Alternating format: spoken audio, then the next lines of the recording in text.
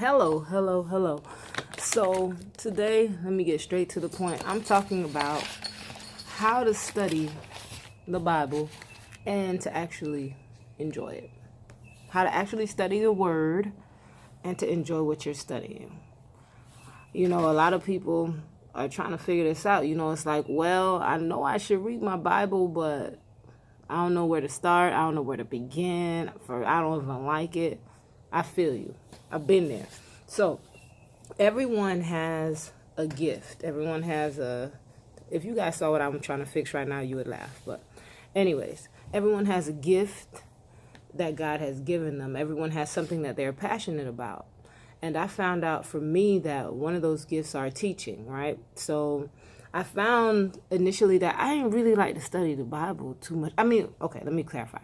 I do like to read it most of the time, but to get me there, like actually reading it, it took like forever. Like I wasn't motivated.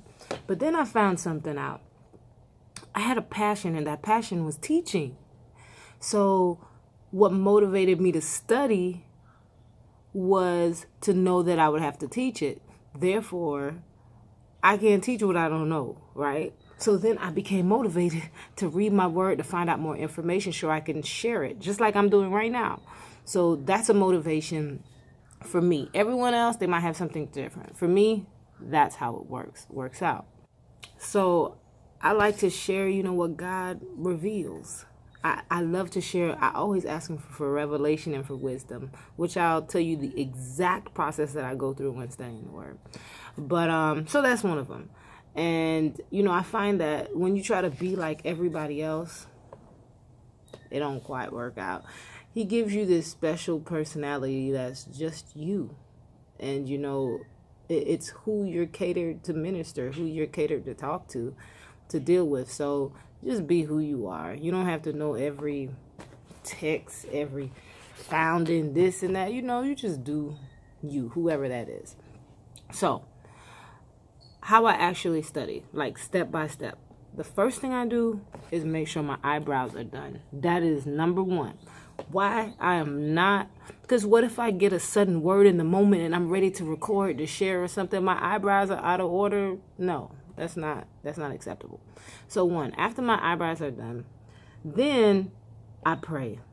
And I ask God for revelation. I ask him for understanding, for knowledge, for wisdom, to show me how to apply what I read to my life, to help me understand the context of what I read.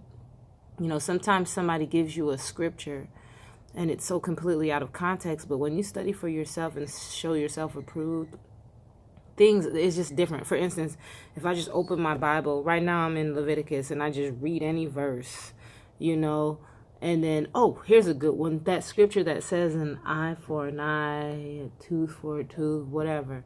That thing is so misquoted all the time, where in scripture it was saying, hey, whatever you do to someone, whatever offense happens, the repayment needs to match what you did. So, for instance, if you stole 2 goats from old dude's backyard, then you need to replace minimum 2 goats plus whatever the cost it cost him to do, whatever. You feel me? Like, it's just saying that the punishment should match the offense. It ain't saying somebody do something to you, then you turn around and that's out of order.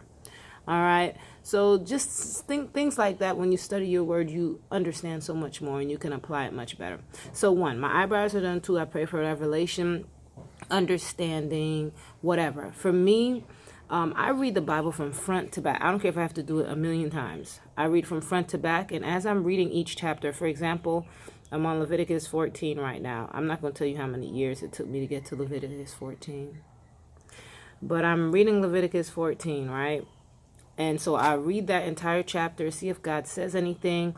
I use a website called studylight.org because it has a lot of commentaries on there. So if I don't understand something, I want more explanation. So as my Bible is open, my phone, which is actually recording right now, is open to studylight.org. So I'm reading, I'm gaining extra understanding.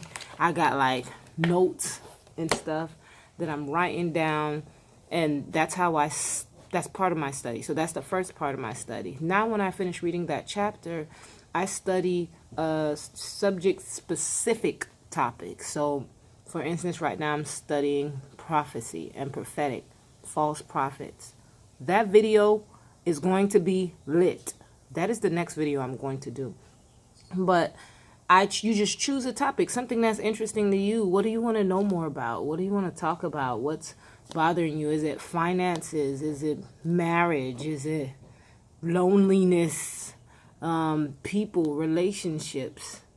There's so many things to study. So after I do my 1 chapter study, which I keep in order, every day I do a new chapter in order. Then I do my subject specific topic and I read that. So that works out for me, and that takes up like all my time. Also, I'm looking at this book right here, Cindy Trim, Rules of Engagement, because one of the other things I'm studying is how to fight the enemy. How can you fight somebody and you don't know who they are and what they're capable of? That's another video. It's gonna be lit. But that's how I study. So it's been working out for me, you know. So that's what I do. That's how I study the word. You know, those are the 4 things I do. Eyebrows, pray for understanding, for revelation. I do my chapter order study, and then my subject specific. How do you gain the subject? It can come from your life experiences.